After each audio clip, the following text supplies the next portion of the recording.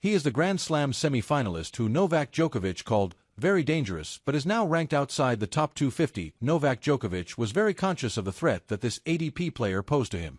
Djokovic knows talent when he sees it, having played against some of the greatest players in the history of tennis throughout his decorated career at the top of the sport.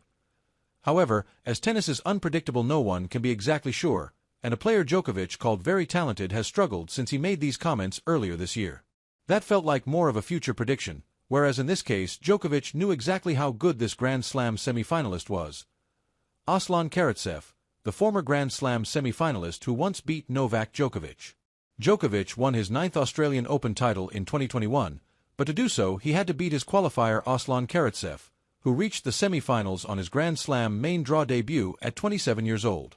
In his run to the last four in Melbourne, Karatsev knocked out three seeded players in the now-retired Diego Schwartzman, Gregor Dimitrov and Felix Auger-Aliassime. This was before he ran into the top seed Djokovic, who would end Karatsev's dream run after beating him 6-3, 6-4, 6-2. That was far from the end of the story for Karatsev, who would get revenge on Djokovic later that year and beat him at his home tournament in Belgrade. Djokovic would get the last laugh, as he would beat Karatsev in what is their most recent meeting at the Italian Open in 2022. Despite beating the Russian in straight sets, Djokovic was full of praise for Karatsev's top level and made a joke about his physique. "He probably has the biggest calves we have in tennis," joked Djokovic. "Very strong guy. Solid from the baseline.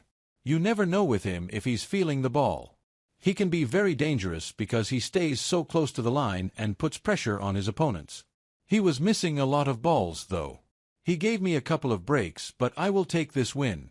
It's a straight sets win against a quality opponent, and I'm looking forward to the next challenge." Djokovic and Karatsev have not crossed paths on the match court since 2022, and their careers have gone in very different directions over the past couple of years. What has happened to Aslan Karatsev?